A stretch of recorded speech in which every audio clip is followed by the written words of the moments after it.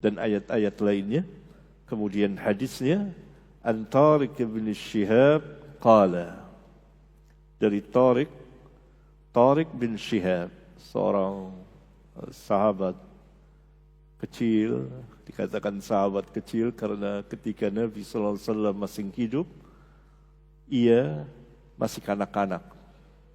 Mungkin berumur 5 tahun, 7 tahun, dan seterusnya. Belum balik atau mendekati balik.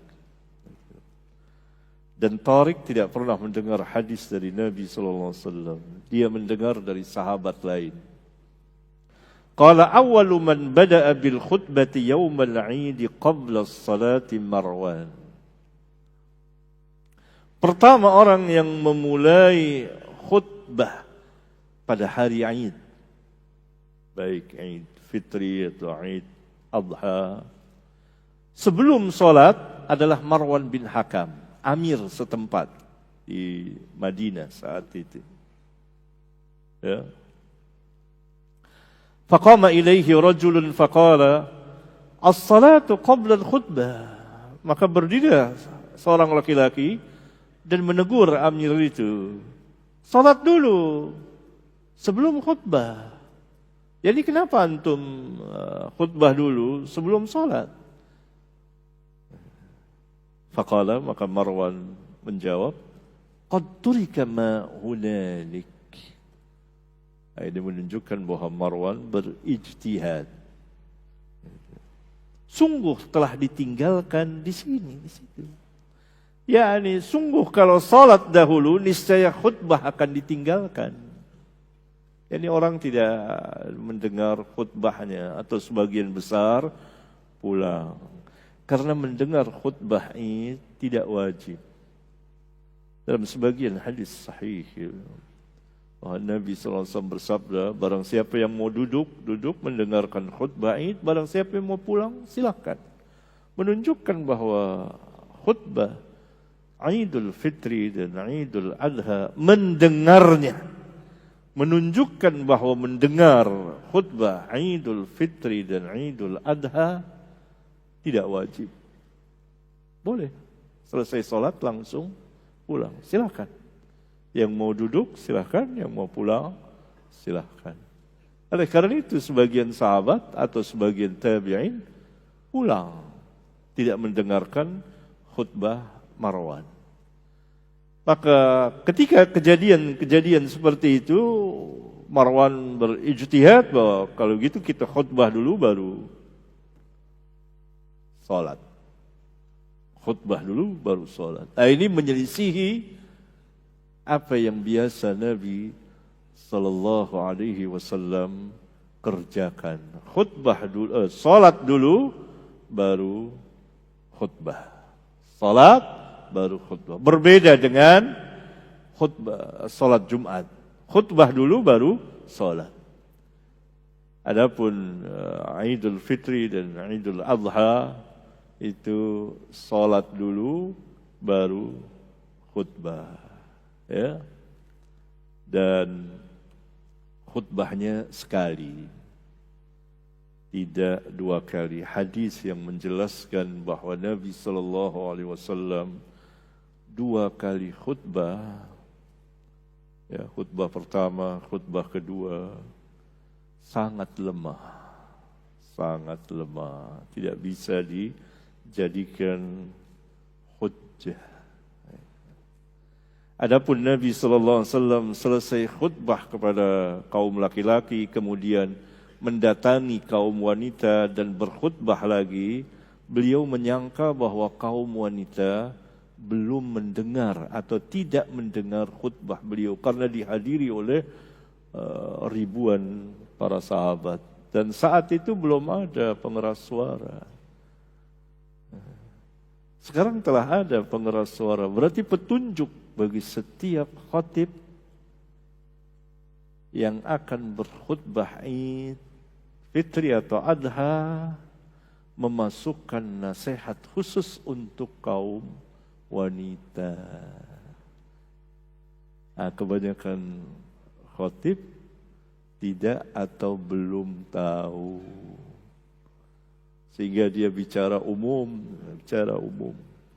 Nabi SAW menasihati kaum wanita, bersedekahlah kalian, karena terbanyak penghuni neraka adalah kalian, disebabkan banyak melaknat dan kufur kepada suami dan seterusnya. Seperti itu ya. Ya. Faqala Abu Sa'id Al-Khudri yang ada di situ dan melihat kejadian itu, bahwa ada seorang laki-laki langsung menegur kepada Amir untuk salat dulu baru khutbah. Berkata, amma hadha faqad qada ma alaihi. Adapun orang ini sesungguhnya dia telah menunaikan kewajibannya. yakni menegur ya. Sami'tu Rasulullah sallallahu alaihi wasallam yaqul. Aku pernah mendengar Rasulullah sallallahu alaihi wasallam bersabda, "Man ra'a minkum munkaran falyughayyirhu bi yadihi, fa in lam yastati' fa bi lisanihi, fa in lam yastati' fa bi qalbihi, wa dzalika adhaful iman." Dibawakanlah dalil oleh Abu Sa'id. Ini hadis-hadis ini memang dapat mengubah seseorang. Barang siapa di antara kamu yang melihat kemungkaran, maka hendaklah dia mengubahnya dengan tangannya. Jika ia tidak mampu, maka ubahlah kemungkaran itu dengan lisannya. Maka kalau ia tidak mampu mengubah kemungkaran dengan lisannya, hendaklah dia mengingkari kemungkaran itu dengan hatinya. Dan yang demikian itu adalah selemah-lemah iman. Menunjukkan bahwa iman ada yang tinggi, ada yang sedang, ada yang lemah. Mengingkari keimanan, mengingkari kemungkaran dengan hati tentu menjadi kewajiban. Karena di hati tidak diketahui orang. Bagaimana orang tidak mengingkari kemungkaran di hatinya?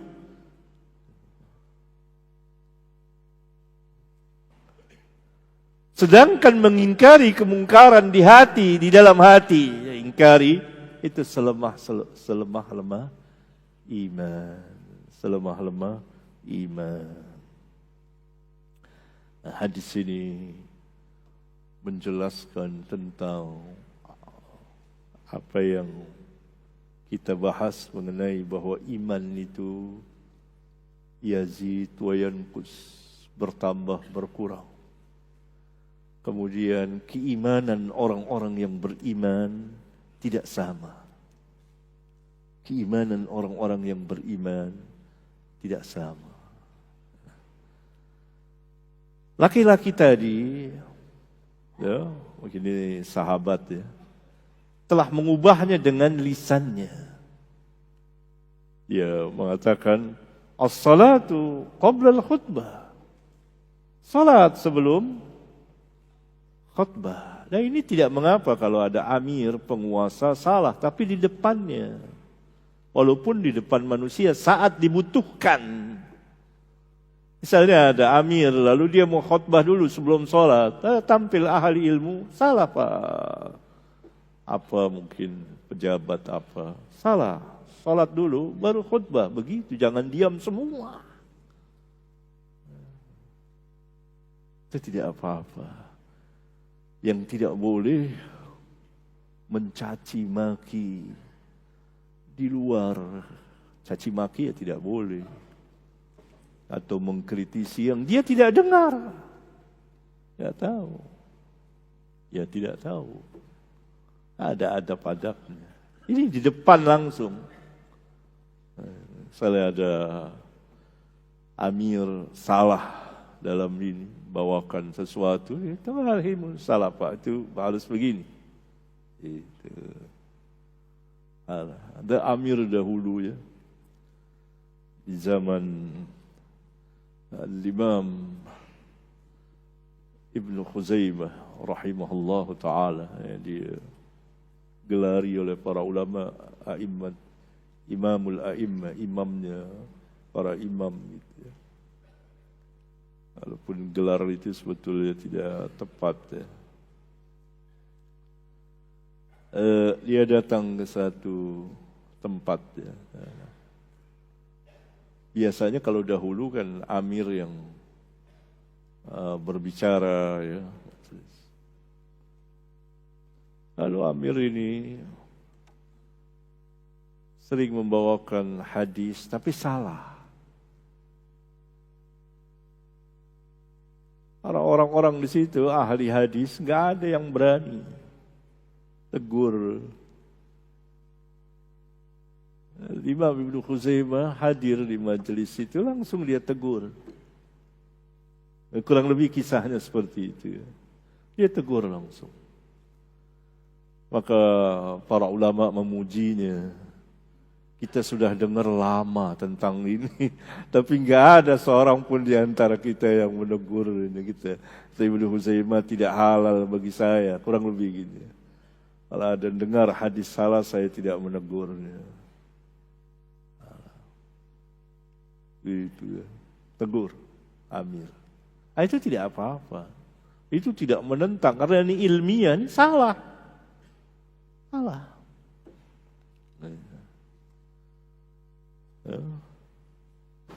Seperti ini. Amir ini, Marwan bin Hakam Amir. Langsung ditegur, salah ini. Saatnya tepat, karena saat dia melaksanakan sesuatu salah, harus dibetulkan. Harus dibetulkan. Harus dibetulkan. Ya, begitu. Nah, hadis ini